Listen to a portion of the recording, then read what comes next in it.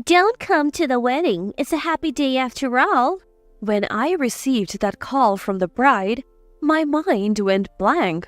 Why would she say something so hurtful? Is it my fault? Well, if she feels that way, maybe it's best I don't attend. As a groom's mother, I felt a complicated mix of anger and self-loathing. My name is Stella, and I'm 50 years old. I'm a working mom living with my husband and son. I work part-time about 4 days a week at the local supermarket preparing daily items in the kitchen. My son got a job 4 years ago, so we don't have to worry about tuition anymore. Now, it's just the house mortgage. There are still 15 years left on it. I have got to keep working. With these things in mind, I'm working again today. Actually, something wonderful happened yesterday. Dad, Mom, I'm getting married. My son announced this at dinner. My husband and I exchanged glances taken by surprise. Married? Really? Who is she? When did you propose? My husband bombarded our son with questions in his astonishment. Calm down, Daniel. I tried to soothe my excited husband, but I too was curious. So, who is she? She's gentle and kind. Can I bring her over this Sunday? Sunday it is then. That's right, I need to clean the house before Sunday when my son brings his fiancée over. Maybe prepare some tea cakes and even replace the living room curtains? Lost in thought, a colleague approached me. You seem happy. Anything good happened? Everyone in the kitchen wears large masks, so facial expressions are hidden, but did my good mood still shine through? Feeling a bit embarrassed, I replied, You caught me. My son is getting married. Oh, congratulations. How old is your son? He's 27 this year, finally done with parenting. It felt like a weight lifted off my shoulders. Despite everything, I couldn't believe my son was getting married. You know, my son's bringing his girlfriend over this Sunday. I couldn't help but share my excitement. I can't wait. Wonder what she's like. He told me she's a gentle and kind person. I'm sure she's wonderful. I eagerly awaited Sunday. When the day finally came, I put on a bit more makeup than usual. Gotta make a good first impression. I looked in the mirror, checking my reflection. A reddish scar stretched from my right cheek to my ear. Makeup somewhat hides it, but will it still stand out? Lost in my thoughts, in front of the mirror, my husband approached. What are you doing? Just trying to cover this up a bit. Don't worry too much. You're beautiful just the way you are. His words warmed my heart. He's such a kind soul. Thank you. It's a thing of the past. I don't mind. I mean, I have my loving husband and son. What's a little scar, right? I wish I could truly say that, but a woman's vanity? Having a permanent burn mark on my face is hard to overlook. The scar is from a fire at my childhood home when I was in high school. The fire started next door, and though I narrowly escaped, it left a lasting mark. Everyone survived, and that was a miracle. But there were moments I wished the flames had taken me. I believed the scar meant no more love, no more romance. I retreated, convinced I would never be loved again. The trauma from those teenage years was overwhelming, leading to some dark thoughts. But my savior during those times was my husband. We grew up together, our families closely knit. Concerned about my despair, he would visit daily, offering words of comfort. I don't care about the scar. You're still the same beautiful person to me. At first, I was wary of his words, but gradually I opened up. Our bond grew, leading to marriage. I'm forever grateful to him for saving me back then and for supporting me now. Marriage is truly wonderful. I thought as much looking at my husband's broad back. The scar remains, but meeting my husband, getting married, and having our child are treasures I wouldn't trade for anything. It was just past noon when the doorbell rang. Seeing the woman our son brought home, my husband and I greeted her with warm smiles. Welcome, please come on in. I led our son and his girlfriend into the living room. Thank you for having me. Just as our son had described, she seemed calm and kind-hearted. She had a radiant fair complexion framed by beautiful black hair. Her name was Gabriela. She works as an office clerk and she's 2 years younger than our son. Both my husband and I were impressed by her modest and humble demeanor. I felt so relieved. She seemed like a good person. I let out a sigh of contentment. So, where are you from? My husband asked, trying to ease any tension. I'm from Charleston, South Carolina. Ah, Charleston. Beautiful views and delicious food. A wonderful place. Thank you. What do you do for a living? I drive a taxi. That's impressive, making a living driving. My husband spoke gently and Gabriela replied in the same calm manner. Our son looked relieved seeing them interact. I'm so glad you have brought such a beautiful person into our lives, I whispered to him. You know, she's way out of my league.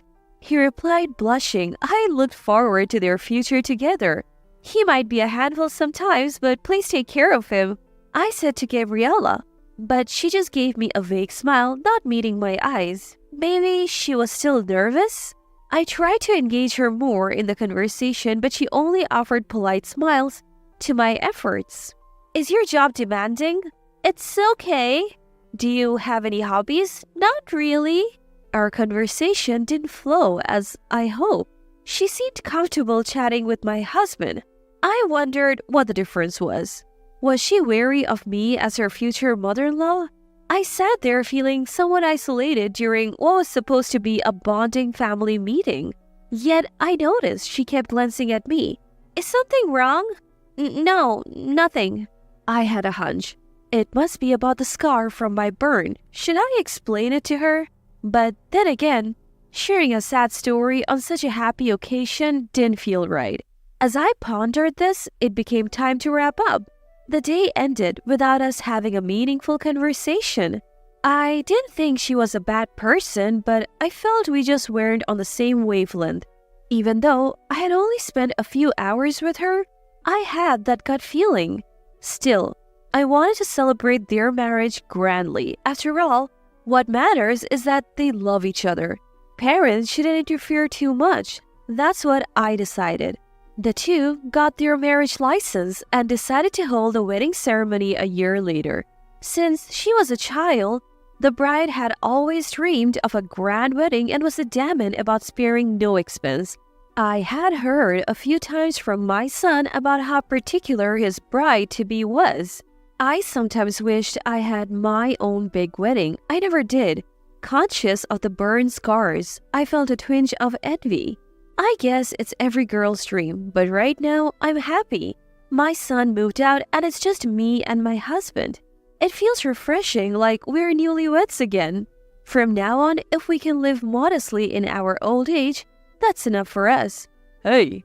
What is it, Daniel? Did you send something to Gabriela? Yes, I sent her the oranges our neighbor gave us. I had sent her a share of what we got a few days ago. Why did my husband know about it? They said it arrived crushed and rotten. What? They were fine when I sent them? Oh, maybe a few bad ones got mixed in and rotted? I immediately called my daughter-in-law. I am so sorry. I thought I checked them thoroughly. I would prefer if you didn't send gifts like that again. It's a bother. For some reason, she sounded hostile. But it was clear I was at fault, so I apologized deeply. I'm truly sorry. I won't send anything again. Also, we're pretty busy over here, so if you could refrain from calling too often. I understand. I'll be more mindful. She abruptly hung up. The only time I had called was to ask about the wedding. Did she really despise calls from her mother-in-law that much? She seemed like a completely different person from when we first met. Maybe it's best to limit our interactions. As I thought that and decided to limit my communication, my phone rang. Hello, Mom? It was a call from my son. What's up? Did something happen? Well, Gabriela mentioned that Mom was being cold to her. Did something happen? It's not that I'm being cold. You two are newlyweds, and you wouldn't want your mother meddling too much, right? That's not true. She said she wants to get along. I was about to exclaim in disbelief, but stopped myself. There is no point in me being stubborn here. Their wedding is just a few months away. Rumors of family conflict would be uncomfortable for both of them. I tried to maintain a distant relationship, but what if the daughter-in-law is trying to defame me? That feeling lingered. Then, a week before the wedding, it was during the weekday. Hello? Oh, is this mother-in-law? It's me. Oh, what's going on? It was a rare call from the daughter-in-law. It's almost been a year since their marriage certificate was issued and our awkward relationship continues. This sudden call from her, what could it be? Actually, about the wedding, can you not attend? What? Why all of a sudden? I exclaimed in surprise. Your burn scar is disgusting. It's like you're a monster. It would ruin the whole wedding, so can you understand how I feel and not come? I was lost for words at this sudden insult. I was barely able to stand while holding the phone. Daughter-in-law continued pouring out her frustrations. She had disliked me since the family meeting day. That cold demeanor and ambiguous responses were because she was uncomfortable with me. As she imagines her ideal wedding, my presence seems like a stain on it. She went into great detail. You're disgusting. Why don't you voluntarily back out? How could you live looking like that? Daughter-in-law continued to coldly berate me without any remorse. She had always despised me. I should have noticed earlier and distanced myself. It's too late now. The rift between daughter-in-law and me became insurmountable. Thinking I had to get along feels so naive now. So you're telling me to skip the wedding, right? Yes, that's right. Fine. Great, please don't come to the venue on the day. Just say you weren't feeling well. All right, I'll do that. With that, I hung up the phone with a click. Skip the wedding? Does she even know who she's talking to? Challenge accepted. I'll gladly miss it. But with that determination, I couldn't hold back the tears. On the day of the wedding, I truly didn't attend. The ceremony was scheduled for 12 p.m. But even after 10 a.m., I was relaxing at home watching TV. Suddenly, my cell phone rang loudly. Hello? Hello, mother-in-law? Father-in-law isn't here yet.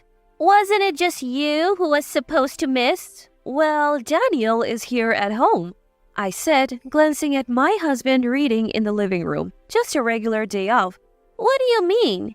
He suddenly fell unwell. I was just about to let you know. I handed the phone to my husband. Sorry, but I can't make it today. I'm feeling off, just like my wife. Wait a minute, father-in-law, a last-minute cancellation? Listen, you treated my wife like a monster and forced her to miss. I just don't feel up to attending. I could tell Gabriella went silent on the other end when my husband said that. His eyes burned with anger. Normally, he's so calm and hardly ever shows anger. Look, that's how it is, so we won't be attending. And we didn't attend the wedding.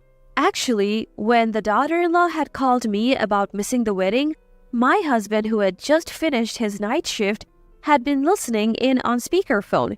He remembered every single word of that conversation. And after hanging up, seeing me in tears, he hugged me and said, I won't let you take the blame alone. I'll skip it too. We are in this together as a couple. I couldn't help but feel I made the right choice marrying him. We had informed our son in advance that we would be skipping the wedding. We explained everything and declared we would never be involved with a daughter-in-law again.